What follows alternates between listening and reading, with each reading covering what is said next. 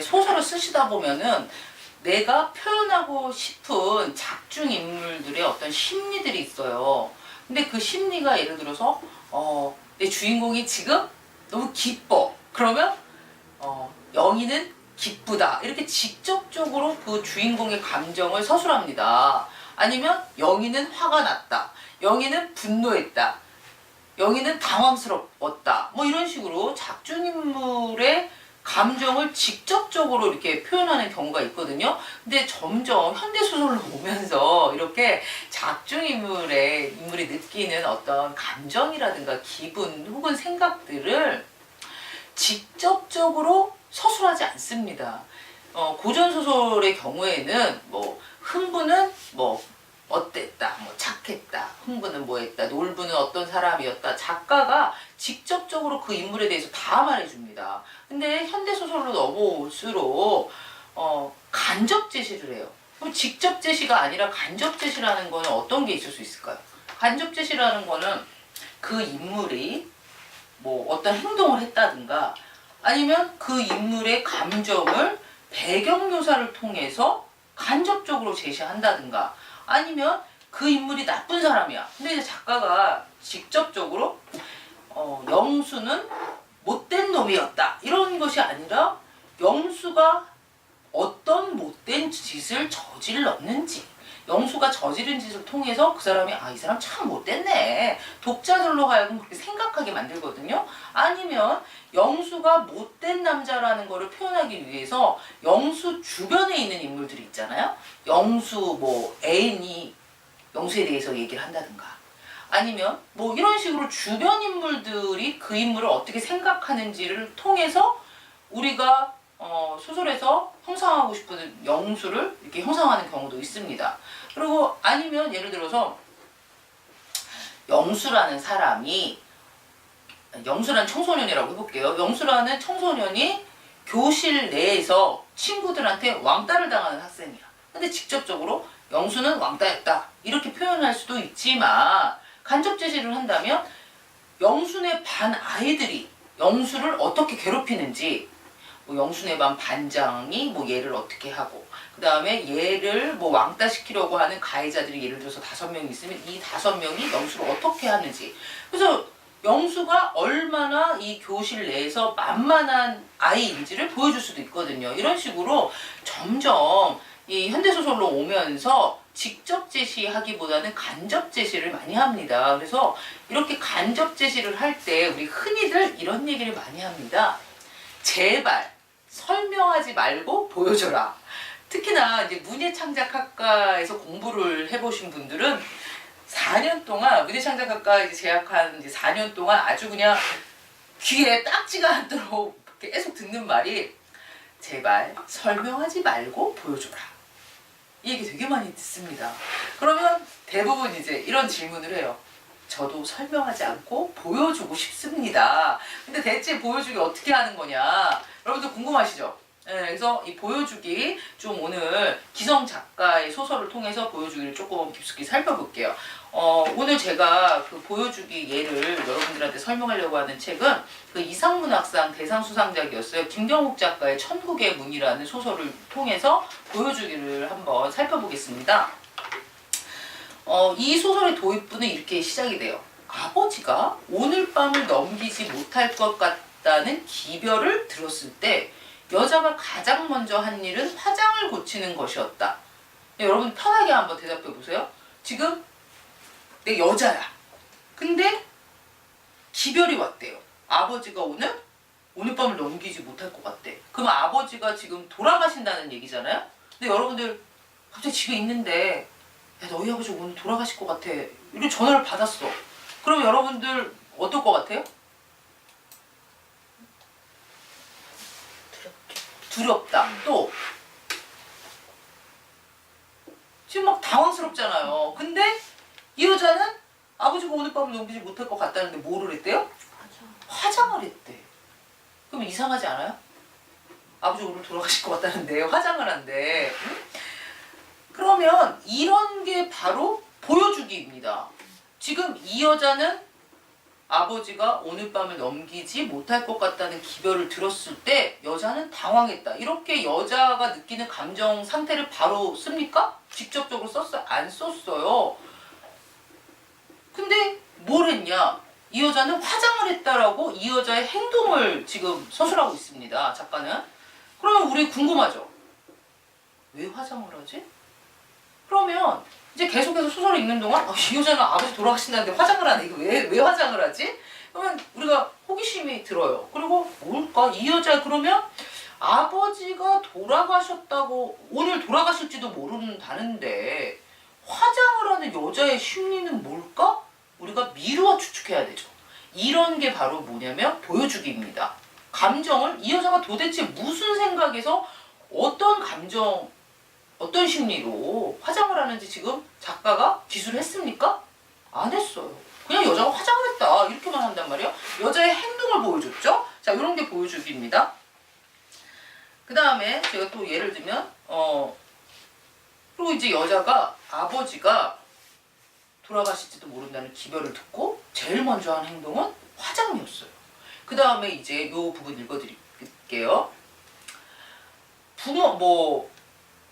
엄마한테 전화하려고 했더니 여의치가 않아. 그리고 여동생한테 전화하려고 했더니 여동생은 지금 다른 곳에서 살고 있어. 한국이 아니라. 그러니까 결국은 내가 가야 되겠구나.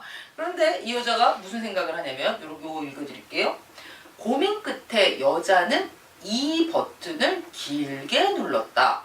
두 번째 단축 번호가 호출한 곳은 콜택시 콜센터였다. 이런 게 보여주기에 굉장히 좋은 예거든요. 자, 여러분들 핸드폰 단축번호 있습니까? 없습니까? 단축번호 다 있잖아요, 대부분. 대부분 단축번호 1은 주로 누구예요? 뭐 결혼한 사람들은 뭐 남편, 아내, 아니면은 결혼 안 하신 분들은 뭐 사랑하는 사람이라든가 우리가 단축번호 1 같은 경우에는 굉장히 자기에게 소중한 사람을 해놓는 경우가 많잖아요. 아니면 평상시에 자주 전화를 거는 곳. 근데 이 여자의 단축번호, 핸드폰 단축번호 1이 누군지는 안 나왔어요. 근데 여자가 단축번호 2를 길게 눌렀대요. 근데 단축번호 2를 길게 눌렀는데 그 단축번호 2번이 뭐냐? 콜택시 콜센터였대요.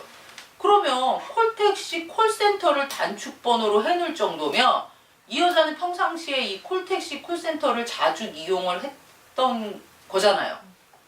그러면 지금 이것도 이 여자가 어떤 상황인지 직접적으로 작가가 다 설명하고 있지 않습니다. 그쵸? 설명 안 하죠. 그냥 여자는 아버지가 돌아가실지도 모른다는 기별을 받고 단축번호 2를 길게 눌렀다. 근데 그 단축번호 길게 누른 게 뭐야? 콜택시 콜센터야. 아, 그러면 이 여자는 콜택시 콜센터를 자주 이용했구나. 그리고 주로 위급 상황이 많았었구나 보구나. 우리 그런 거를 미루어 짐작하잖아요. 그래서 이런 것이 보여주기입니다. 직접적으로 작중 인물의 심리라든가 생각이라든가 감정 또는 이 인물들이 처한 상황을 직접적으로 작가가 모두 기술하지는 않지만 이런 행위들을 통해서 미루어 짐작할 수 있게 하는 것. 이런 게 바로 보여주기예요. 여러분 조금 이해는 가시죠? 그 다음에 이 여자가 이제 이 청소긴 문이라는 소설의 이제 여자 주인공이 드디어 택시를 탔습니다. 그래서 택시를 타자마자 이제 우리가 어디로 갈 건지 말을 해야 되잖아요. 내가 갈 목적지를. 그래서 이 여자가 이제 아버지가 요양병원에 계시나 봐요. 그래서 말을 합니다. 그래서 에버그린이요 라고 얘기를 해요. 그랬더니 택시기사가 뭐라고 얘기를 하냐면 무슨 병원이라고요? 에버그린이요. 그랬더니 내비에 그게 안 나온대. 그래서 이 여자가 아버지가 머문 곳이잖아. 지금 계시는 곳이야. 그리고 아버지가 자주 가는데도 자기는 늘상 자기가 아버지가 계시는 이 요양병원의 이름을 에버그린으로 기억을 하고 있었던 거예요. 근데 택시기사가 그런 병원 없다는 거예요. 그래서 이 여자가 그런 데는 없어. 택시기사가 얘기를 하니까 다시 찾아봅니다. 찾아봤더니 병원 이름이 에버그린이 아니라 그레이스 요양병원이었대요. 그러면 여러분들 여기서 무슨 자잘한 자주그레한 설명이 있습니까? 없습니까? 없어요. 그럼 여러분들 우리가 한번 상상을 해보세요. 여러분들의 부모님이 뭐 아버지가 요양병원에 지금 입원을 하고 계셔. 자주 가 아버지 보러. 그러면 아버지 요양병원 이름을 알아요 몰라요? 알잖아요. 근데 이 여자는 택시 타갖고 아버지 요양병원 이름도 에버그린이라고 잘못 얘기해. 그러면 우리가 두 가지로 생각을 해볼 수가 있습니다. 이 여자가 평상시에 아버지를 요양병원에 집어넣고 아버지한테 안 가본 사람인가? 라고 생각할 수도 있겠죠. 아버지 요양병원 이름도 모르니까. 아니 근데 이 소설의 내용을 보면 이 여자는 아버지 요양병원에 자주 들락날락 거리는 여자예요. 그러면 아버지 요양병원 이름을 착각하면 안 되잖아요. 근데 착각을 했대. 뭘로? 그레이스인데 에버그린으로. 그럼 왜 착각을 하지? 그래서 설명 어떻게 나오냐? 이 에버그린이라는 곳은 아버지가 실제로 입원해 있는 요양병원, 그 요양병원에 딸려 있는 실은 장례식장의 이름이었대요. 그러면 이 여자 머릿속에는 아버지가 지금 입원해 있는 요양병원보다는 그 요양병원에 딸려 있는 장례식장이 더 크게 이 여자의 머릿속에는 각인되어 있는 거 아니에요? 그쵸? 근데 이런 설명 작가가 구구절절히 하지 않습니다.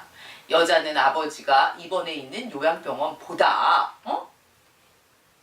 요양병원에 딸려있는 에버그린이라는 장례식장을 더 중요하게 생각했다. 여자 아니면 뭐 여자의 뇌리 속에는 아버지가 입원해 있는 그레이스 요양병원보다는 장례식장이 그 요양병원에 딸려있는 장례식장이 더 강하게 각인되어 있었다. 이런 설명 없습니다. 그냥 택시기사하고 나누는 대화를 통해서 보여주는 거예요.